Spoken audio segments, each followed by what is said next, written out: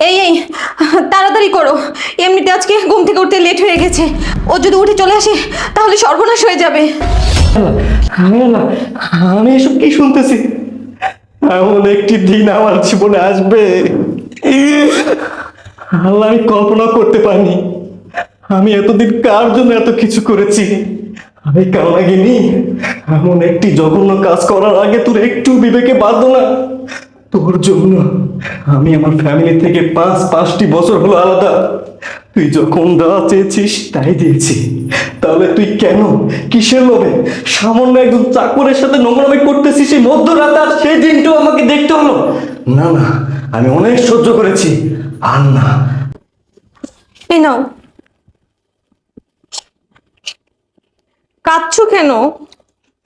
তুমি জানো না, তোমার হাতে ভাত না খেলে আমার পেট ভরে না। আচ্ছা খাও, প্রতিদিন তো এক